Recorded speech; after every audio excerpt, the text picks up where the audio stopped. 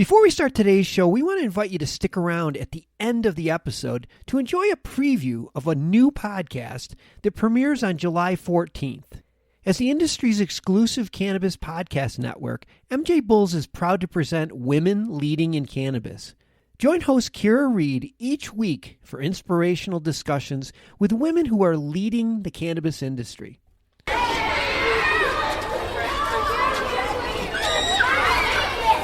For too many years, families of children with devastating illnesses have felt helpless as they watch their child suffer. Today, they're taking matters into their own hands and finally finding relief treating their child with cannabis. This is one family's story.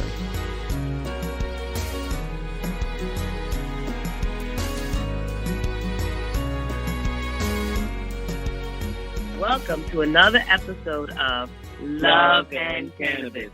I am Nina Simmons. And I am Orisis Stephenand. And we are the proud parents of Aiden Stephen.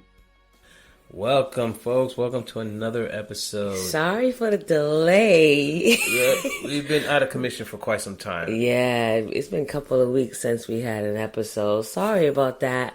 Yeah, as you know, if you're a married couple, you know there's things that just take up your time, and next thing you know, you're just out of it. Yeah, and you get like into this slump or something. I don't know what to call it. Every day is a challenge. Getting out of bed is a challenge. Yeah. Getting the kids ready is a challenge. Just getting to work it's like you're constantly battling.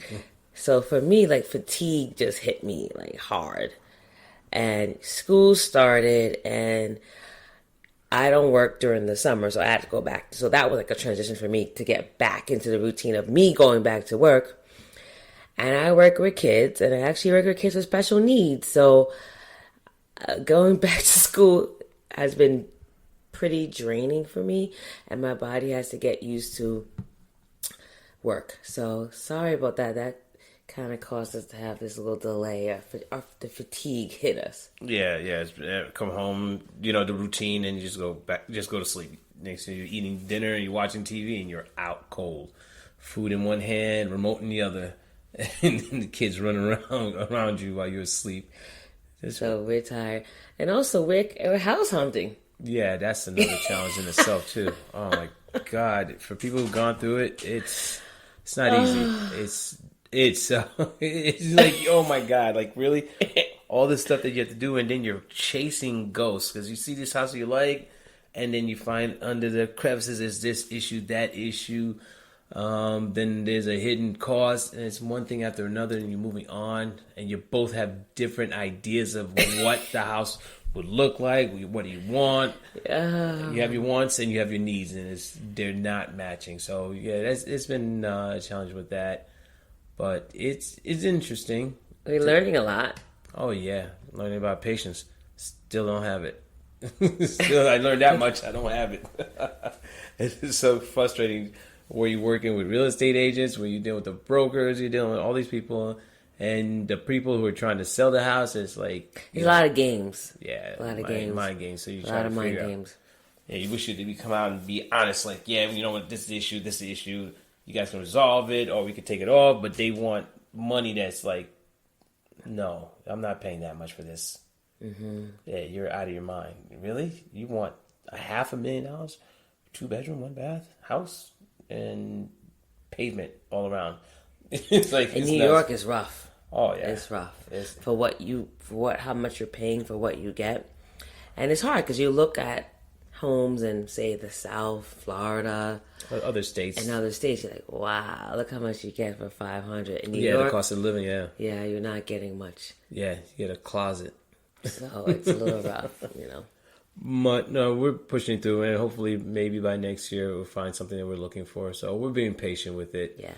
But it's not easy. For you guys who have gone through it, I hear it takes anywhere from 3 months, 6 months, maybe a year to 2 years before you find what you're looking for. Yeah, some people search for 5 years. So yeah, so we're being patient.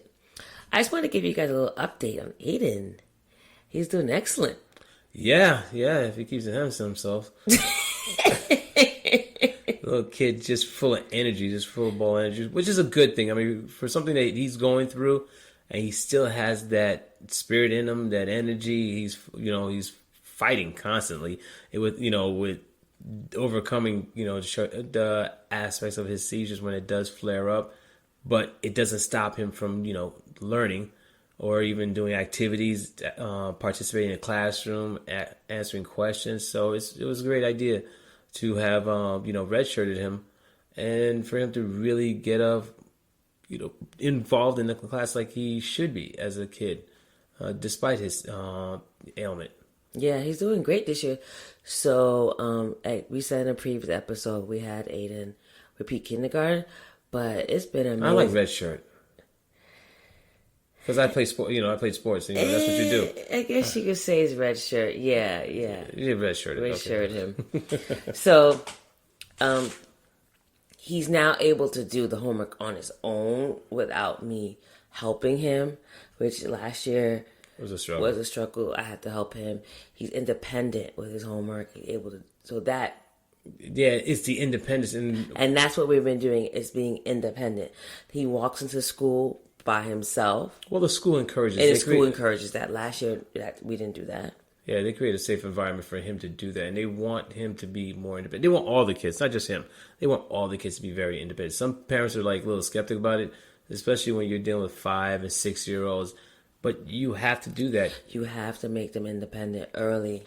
Yeah, and I think that's, that leads into our conversation about having that independence, because I know at an early age, my mom, that when I was 7, she would take me to do laundry with her. She taught me how to separate my clothes, how to gauge what temperature water goes with what color clothes. So like white clothes always gets hot water, dark clothes get the cold water. And then she showed me how to measure my soap water, basically my detergents, and when to use either fabric softener or just liquid softener, and folding. That was I think that was one of my favorite parts, is folding the clothes, smelling the clothes after it's all said and done, dried, and folding it. Okay, just a backdrop. Osiris loves doing laundry. Yeah, I do. It's my Zen moment. I get so caught up in it. It's getaway, I guess. Yeah. Yeah. I mean, you don't like doing it, so why not? I'll do it. I have no qualms doing that. I don't mind doing laundry, but just not a laundromat. Yeah, but you don't fold the clothes. It's so important to fold the clothes. What do you mean? No wrinkles. You did laundry once, you stuffed all the clothes in the bag and you brought it upstairs like I wasn't staying there. I'm like, you got to fold the clothes. I'll fold them at home. I don't want to fold them there. No, you can't do that. It gets wrinkled. I know. I don't know. I never really did my laundry and laundromat before. But you've done laundry where you had to fold your clothes and keep it neatly. For me, I don't mind the folding. I don't mind the laundry. I don't mind folding clothes. I just want to get out the laundromat. Like, I'm done. That's your peace. That's your Zen moments. I mean, when you're alone and you're just folding, you're with your thoughts and with yourself. Yeah, you could do that at home. Yeah, but for me to stuff all the clothes I just finished washing and drying, shove them into a bag, and then carry them home, and then pull them out and they're wrinkled, there's something about that bothers me. Okay, I get it. Well, I mean, again, when I did laundry with my mom, that's one of the things. She's like, no, that's something that stayed with me, where she wanted me to fold it right there and there and put it neatly. She taught me how to fold, and I'm like, wow. And it stayed with me. Interesting thing, when I worked in a group home, so I was working with young men about 15 years ago, I was teaching these young men how to do laundry, because these guys came with no survival skill, no social skills. Mm-hmm. They know how to hang out, they know how to sell drugs, they know how to rob and steal. That's all. But they didn't know how to do their basic hygiene, didn't know how to cook, didn't know how to do laundry. So I had to be the one to teach. They didn't even know how to make a bed. So I had to teach them all these skills, and one of them was basically doing laundry. And ironically, I ran into one of my former students, one of the kids that came from the group home. He said, look, everything you taught me, I never forgot. Nice. I know how to do my laundry, that basic hygiene. People take it for granted. You think that you're supposed to know these things. But if somebody doesn't show you, you're not going to do it. Absolutely, yeah. And he appreciated that. And he said that stayed with him. And I was like, wow. So now thinking about Aiden, this is the same thing. Because now we're teaching him how to pick. I started teaching him how to pick out his clothes every morning. Nice. For laundry. It's like, hey, Aiden, pick out your socks. Get your underwear, t-shirt, pants, let's go. Even showing him how to put socks on. And again, for children who don't have any type of disabilities or ailments, it's easy for them to do certain things. that we take for granted. Aiden, for him to put socks on, it was a challenge because he had to figure out his muscles and how to work his fingers in his socks just to put his socks on. And so I had to teach it. It had to be repetitive every day. He's starting to get the hang of it. Now he's been doing it for about a month and a half. So every morning we have our routine. And for boys in general, you have to give them routines. They want that structure. I learned the hard way, guys. Yeah. So mothers out there, you can learn from the fathers. Like, boys are a different beast than girls. So I learned the hard way with Aiden. They need their routine. Yeah, They it has to be consistent. Consistent and need their structure. And I learned the hard way with this. Oh yeah, you got to give it to them, and it helps them because for them it's like I'm staying active because they're busybodies. They're always doing something anyway. Give them something to do. Like, this is your job, and they'll appreciate it, and they'll be glad to do it. Yeah, I'm seeing that. Yeah, it takes time, but it wasn't easy in the beginning. But he fought us on a lot of things. He likes to fight because he feels in his mind, I can do it. But somebody has to show you how to do it first. Yeah, he's very stubborn, and he thinks he knows how to do everything. Yeah, I mean, that's a negative and a positive, but my God. it's how we're going to have to redirect that in a sense that he can use that energy, that passion, that I can do this, but I'm going to need somebody to show me how to do it first. And then I can get this going. But as a parent, you have to think about all these things despite your everyday life schedule and things that you need to do. But it's like, okay, how do I set up my child to be independent, even though there's still babies in your mind? Mm-hmm.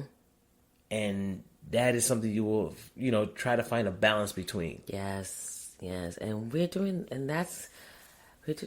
that's the main thing we're seeing this year is that we're getting his independence, which I love.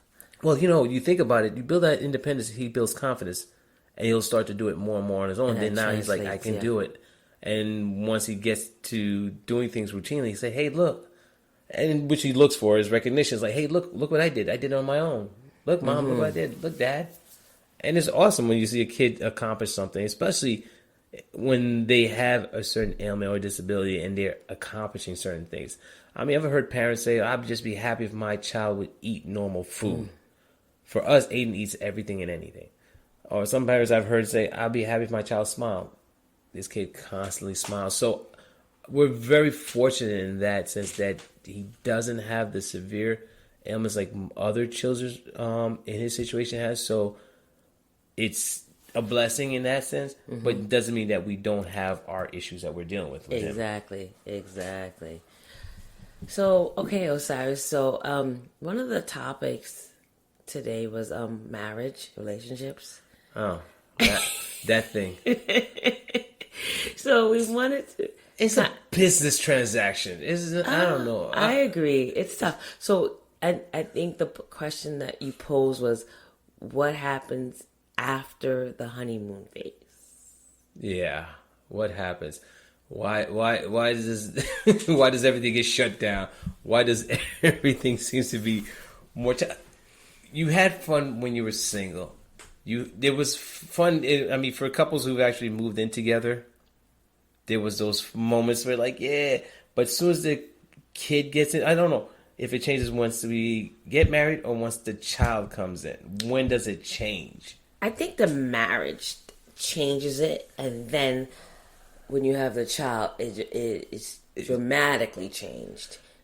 Because what happens when it depends. So some people, they live together. Well, how about you? Let's just say that. It makes it much easier because we don't want to generalize. We don't assume and speak for other people. How about you? What was your expectations? What was your thought process when you decided to say, I do? Honestly, I didn't really have any expectations or anything in my mind that I thought would happen. But one of my expectations, honestly, was living space. Like, I didn't expect to live in where I'm living being married. Okay. I expected to have a bigger, more, maybe for a bigger space. That was my one real expectation. Well, remember we had that discussion, though. Because it was the idea okay, so do we save the money for the home instead of doing the wedding? Mm-hmm. And I knew that the part of that was not an option because our families wanted to be part of the wedding.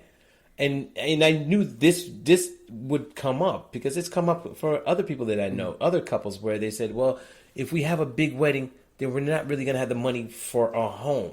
And eventually we're going to want a home. Exactly. So, but doing the math now, the wedding wasn't that much. We wouldn't have money for the home. I mean, yeah, look at... If you think about it, our wedding maybe was like 25, 30K. That's still not enough for a home now. I mean, for down payment, no. Well, but it would have helped. It would have helped. But I wanted it all. I wanted both the wedding and... What daughter does not? And the home. Like, my parents had a big wedding and they had a home. So, I had those expectations. But it's a different time. Oh, yeah. Things are a lot more expensive. I mean, in terms of expectations besides a home, I don't know. I don't know if I had any real, expectations. I know I just wanted a loving husband. Mm-hmm. And I wanted a child. Mm-hmm. That's it. You don't care how you got it. But I can't think of any real solid expectations. But I wanted a family man. Mm-hmm. I wanted us to do things as a family. Yeah. Well, I mean, you had both parents growing up. I didn't, so my perspective was a little different in that sense. But I know that I wanted to have a woman that was my partner. We did things together, but at the same time, we had our separate, things that we did. But yet, when we came together, we did things together, right? Mm-hmm. Where people knew when they saw us together, like, oh wow, that's that couple. Oh, I know who they are. They kind of sensed that they felt that these guys are together. Mm-hmm. Just the way their energy, just the way they move. Mm-hmm. But that doesn't always happen because you realize that I can't be that person. I think we had that discussion too, where I had perceived you to be something, and you're stating that's not who I am. You can't perceive an idea of who I am when I am my own person. Yeah, I can't. Then leaving out that expectation, it's like, yeah. This is what you said. You said you fell in love with my potential. Yeah, your potential, because I saw so many great things in you just based on our interactions early on in our relationship. Yeah, so I guess I don't know if I was really hurt or taken back by that. Because for me, I thought it was something positive, but go ahead. No, I was taken back by that because at that point, I guess you felt like I don't know, maybe I took it the wrong way. Mm-hmm. For me, it was more a sense that, am I not living up to that potential at this current point? Because at that point, I was already finished school. I was already working on my career. I had met my goal. So at that point, I was like, what else do you want from me? And that was kind of confusing. Oh, got you. Because you didn't say that, though. When we talked about it, it seemed like you was more upset about the idea of me stating that as opposed to understanding where that was coming from. Yeah, I understand where it was coming from. I know your ideal of someone being successful is them having their own business and being a business person. Yeah. And I don't actually see it that way. Yeah, that's fair enough.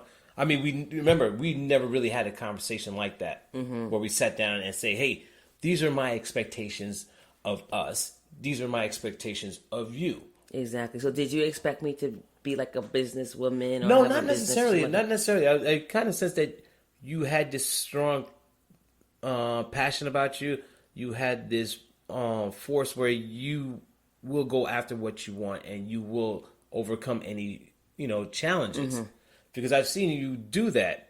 You come across something and it just you just figured out a way to get around it, if not go through it, but you did not let it stop you. Okay, got it. And so there were moments where I see you facing challenges and it's like it's kind of pushed you back or it stressed you. I'm like, I saw you doing more. I can see you. I see the potential in you, in that sense that you're not going to stay at this position where you are now in general. Like, there's so much out there for you if you just tap into who you are.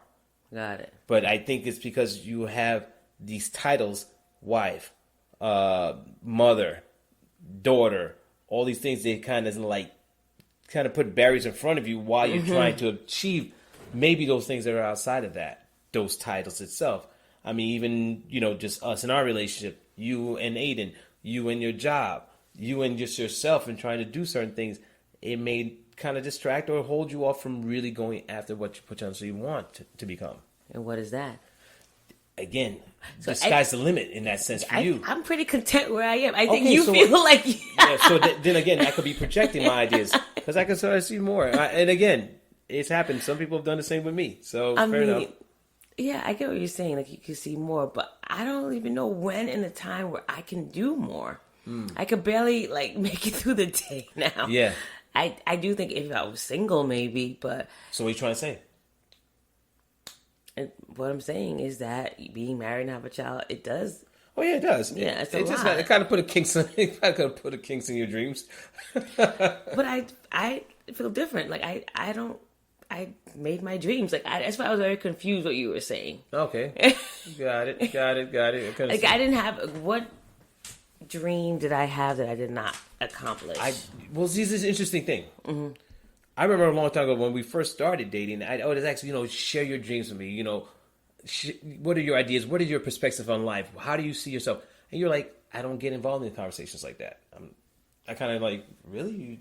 Nothing retrospective? Nothing thought-provoking? Nothing at all? No, I don't. Like, I just kind of live my goal was to be a physical therapist, to land a position in a hospital. I did that, and now I'm just focusing on family and Aiden at this point. Maybe if he didn't have any needs or need help with homework and need to do certain things, then maybe I would do something different right now, but not really. Okay. I mean, I worked so hard for this, and I put so much effort into this, getting the degree in it, that I just want to take a break, kind of. Because it's a lot to do everything. I tried doing your own business, particularly in the career that I am, is very hard and not very lucrative.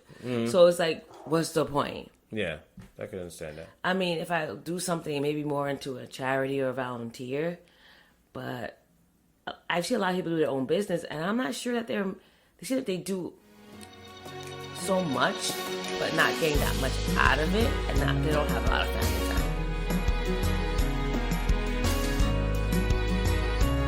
Yeah, it does. I mean, it's a sacrifice that if you're willing to make If that's something that you want. Exactly. That's what it comes down to, because some people are passionate about other things outside of their family, but still love their family, but they find their careers more important. They find, their hobbies are more important for them, but try to balance it all out without neglecting anything. And there are going to be times where things fall through the crack. Again, for me, when I had brought that up, it was just more or less to get an idea of like what drives you, because these are things that I find interesting, is to get into these conversations of understanding people's psyches and their level of development and looking at life. What drives me? Yeah. Yeah. What nothing is drives about? me. I just want to, honestly, nothing drives me. You just want to get up and get the day going. If you want to get up, you just want to stay in bed. If I had my wish, I would just do nothing all day. Sleep all day. Wow. Sleep all day, watch TV, exercise. Yeah, exercise. But you're doing something though. If you want to sleep all day, you just lay on the bed and I'll just have exercise. a remote. Maybe I'll go for a run. Yeah, or exercise something. on the bed, right? That's it. Sit up, go to the bathroom, come back to the room and lay down. I'm done. I think I burnt myself out early on in life. To go after what you wanted. And I'm done. Like, I just checked out. Like my friend, he was like, I wanted to get a degree in sleeping. I'm like, me too. I'm the complete opposite. I can't sleep. In fact, I've triggered my own insomnia because I feel like when I was a kid, 13, 14 years old, something triggered in my mind saying, stop sleeping, get up. You're going to miss out on something. So I've kind of forced myself to only go with 4 hours of sleep. Yeah, not literally. I I sabotage myself. I understand that. And my body physically starts to become uncomfortable if I go past 5 hours of sleep. I've started to develop back pains, shoulder pains, and I got to get up. A lot of people are like that. Actually. Yeah, once I get up, I'm not going back to bed. And so I pick up a book, I read, or I walk around. I go outside for a walk in the neighborhood if I can't sleep, because it's hard. It's really hard for me to go back to sleep because my mind is constantly running. I'm always thinking ideas. What's the next thing to do? What do I want? How am I achieve it? What books are out there to read? What movies? Things like what to think about next. And it's constantly never ending. That's why I'm exhausted at night, because I'm burnt out. Nice. So what are your dreams and aspirations? Oh, man. I think my problem is that I think about it so much that it's all over the place. So I'm working through it. As all these ideas come to me and what I want, I'm just going straight ahead. But yeah, definitely want to start a business, especially online, anywhere in the area of marketing. But at the same time, keep my current position in sales, which I'm enjoying. I enjoy the travel. I enjoy meeting new people. I can't really complain about it. Okay. It's not as challenging or stressful as my previous job working in a school, because that was ridiculous. I was putting in about corporate hours, about 14, 16-hour days. It was rough. I'm not about that life. Yeah, but I mean, yes, you felt it because it was rough. I was hardly home. Yeah, it was bad. And mind you, I was just working in school. I was confused. But I was administration, so I was responsible for the whole facility, all the operations, logistics, from start to finish. So the school started with me and ended with me. So I had to make sure everything was in place. I had to make sure that if there was an issue, I had an answer. So I wasn't going to my school administration or my school leader and saying, this is the issue.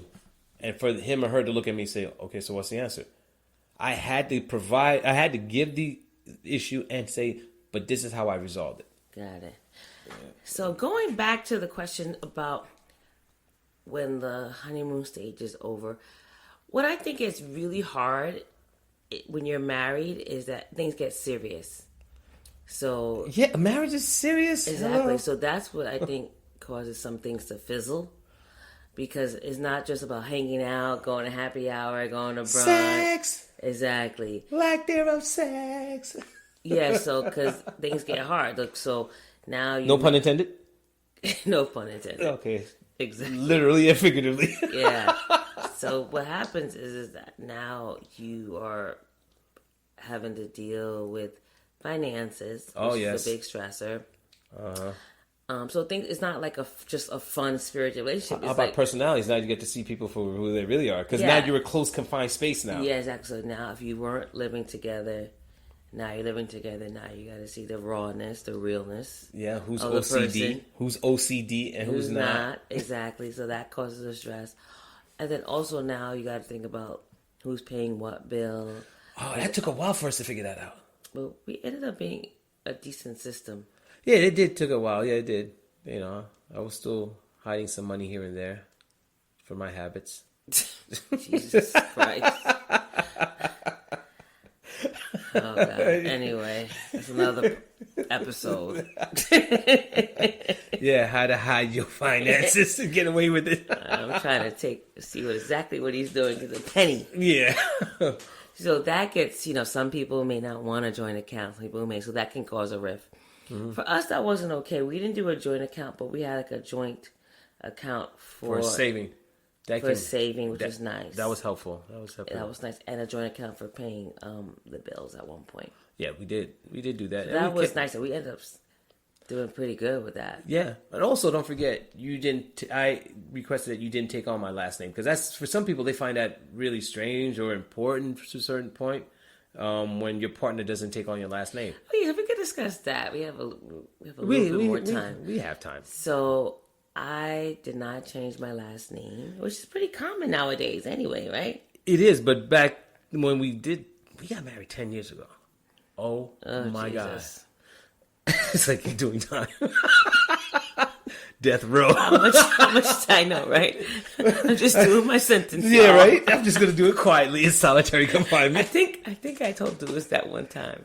I just said, I'm just doing my time. Yeah, I'm just doing my time. That's hilarious. Yeah, just do your time. So, you're not taking my... Okay, this is the thought process behind why I said not to take my last name. Because I realized that credit is so important in relationships. So my credit was not up to par when we got married. So I had plans of trying to clear it up. And I didn't want you to have my last name while I am still in the process, because that would just bring your credit score down. So I had to think about these things and be unselfish. No, it's truth. I don't think it does, though. You'll be surprised. Okay. You'll be surprised. And even if that isn't the case, I didn't want to take that chance. So that's why I said, you know what? Let me clear up some of this stuff first. Once things get in order and whatnot, then come back and say, hey, look, I'm up to par. Everything's good. If you wish, you can have my last name. Oh, but you never did that. No. I never got around to it. He did clear everything up, but he never said anything. I got used to it. I mean, think about it. We don't even wear our wedding rings anymore. We don't even wear our wedding bands anymore. Powerful. Yeah. So, wait, do you want me to change? Do I want? That's a good question. That's a good question. Yeah, I mean, we've been okay so far. I mean, like, yeah. I mean, if we do it, I have no problem with that. Just that means we have to fill out that paperwork all over again, do all this stuff. I don't know. Yeah. Want me to do it for 10 years? No? Let me sleep on it. Okay. It doesn't matter to me. I don't care. I mean, it hasn't changed. We're still married, no matter what. It doesn't matter. It's no Aiden, but Aiden thinks my last name is Stephen. Aiden thinks your last name is Stephen? He goes, Nina Stephen. I'm like, yep. The fact that he calls you Nina is hilarious. I find that hilarious. He calls you Nina, and he just calls me Dad. I love it. And I thought at one point that he was never going to call me Daddy because he took so long to say, because he kept saying Mommy. And he finally said Daddy. It was it's been awesome since. But to go back to this idea that of not giving you my last name, you kind of get an idea of where it came from, because I didn't want to think that, hey, she takes my last name, but does that come with all the luggage, all the things I've carried over that I didn't get a chance to clear up? Got it. So that's all. So it was kind of like being unselfish and trying to protect your personal finances, your personal needs, you're just basically you, in a sense, even though we are together and everything is yours, is mine is yours. That stuff is at the same time, it's like, does that mean you take my crap too? Yes, probably. Nah, you see, that's not fair though. I don't need your crap. I got my own crap. I know. It's rough. So yeah, thank you. Oh, you're welcome. You're welcome. I waited 10 years for that to hear thank you. Oh my God. You finally said thank you. Honestly, when that happened, I kind of appreciated you for that, because I'm like, some guys are very forthright. They're like, you have to. It's like it becomes some women don't want to change their names, and their husband is very insistent. Like, it's like a deal breaker. Not me. And they were like, "You're not changing your name?" I'm like, "No." Everybody was kind of shocked. But why? Why were they shocked? Did you ask them? Like, why would you be surprised that your name wasn't changed? You're like, "Oh, you gotta do it because then you're not a family." I'm like,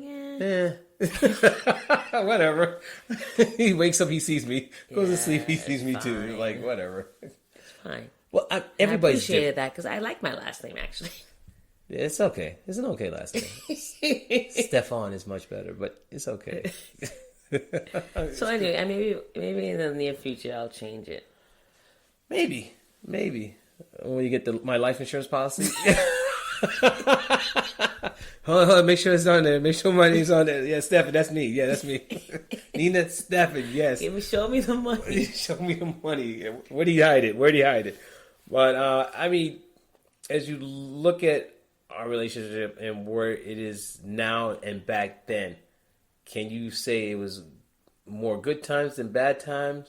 Or it was in between? Now or then? I mean, just getting to this point where we are now. I mean, 10 years is not an easy feat. And remember, we've been together before that too. So, I don't know. A total 15, maybe. Nah, man, stop. That's a long time. I don't know. I don't want to think about that. Think about it. Yeah. But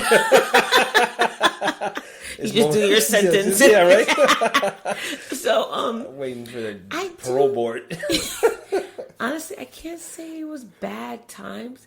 Yes, it had hiccups, but I think what actually made us stronger was going through all that stuff with Aiden. Yeah. It was very, very, even though it was dark times and very hard and sad. Yeah. But the fact that the way we pulled through all that, it just, like I told us, it's like, yeah, we may have times where it's like, argh, but all we have is each other, At the end of the day. It's just us three. Yeah, it's with the nucleus. Let's be real though. We hated each other for those moments. Let's clear the air. There were moments where we wanted to walk out, or somebody was going to end up with a knife in their chest. Someone. It was like one of those steel case death matches in this apartment. Somebody's not getting out alive. I mean, neither one of us were sleeping. We were dealing with our jobs, dealing with this guy, and it was like, oh my God, we didn't know what day it was, what week, what month. Everything was a blur, but we had no choice but to do it together. We had to get through it. Yeah, because no one else was going to be there for us. So. No, not at all. In fact, we couldn't even turn to anybody. I mean, even complaining to, just going to people and say, hey, I just need somebody to talk to. They're like, hey, I got my own problems. Yep. I got my own issues. Gotta go. Yeah, that sounds great. Get some help. I mean, we didn't even look into marriage counseling. I think we did thought about it. Yeah, we did. I mean, that's still... That was like almost our breaking point. Yeah, I mean, I'm still for it, but you're not for it. For what? It helps to help who? Help them. That's $100 an hour. $150 I think bucks. The podcast is probably the best Yeah, therapy for us. Yeah, I'm not paying $150 so somebody can sit there and tell me that you're wrong. You never know. It may be helpful. Really? You go ahead, try it. Come back and let me know what you learn. It's called marriage counseling. So I'm still here. Come back and find me sitting on the couch watching TV. That's marriage. Anyway, so that being said, well, if you do it, if you do me a favor, not during football season.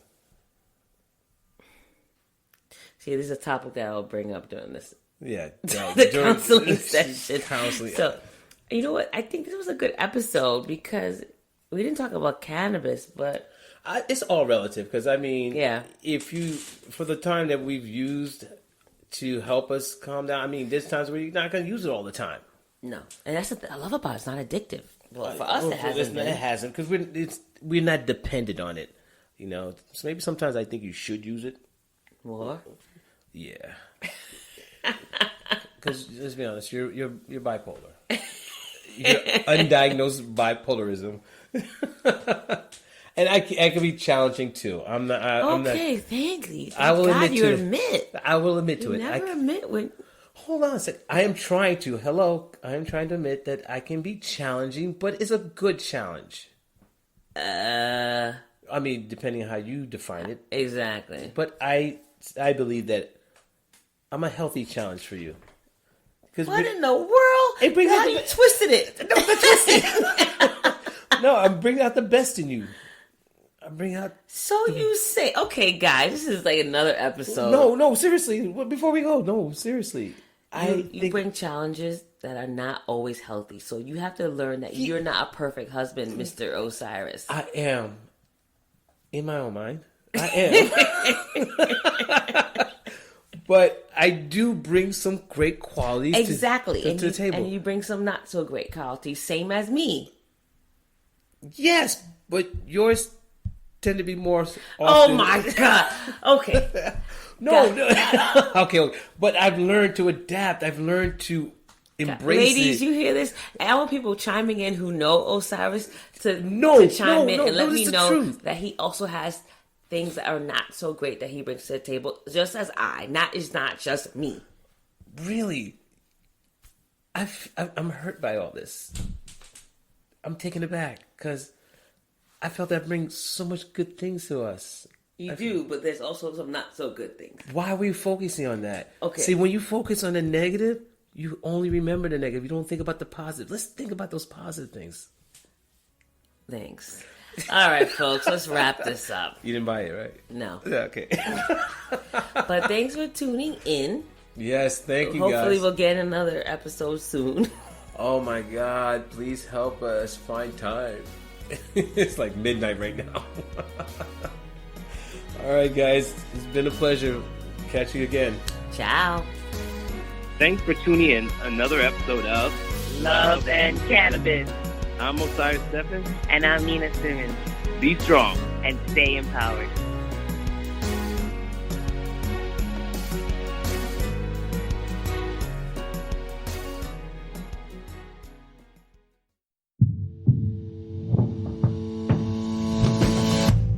Tell me, boy, you make me so bored. You need to walk the other way.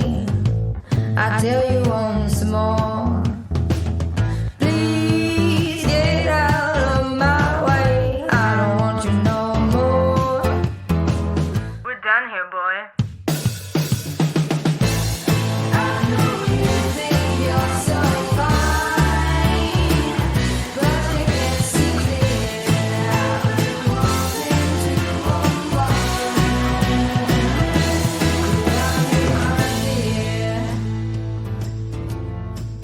Hi, my name is Kira Reed, and I'd like to invite you to be inspired by the women who are leading in the cannabis industry. Each week, we will discuss empowerment, leadership, and what it means to be a woman in charge in marijuana, hemp, and CBD.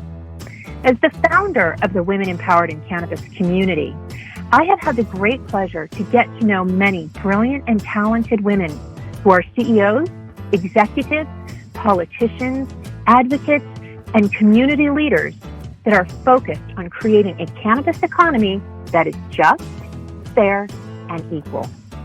We'll learn how these women make decisions, how they navigate a predominantly male industry, and what they're doing to level the playing field for women.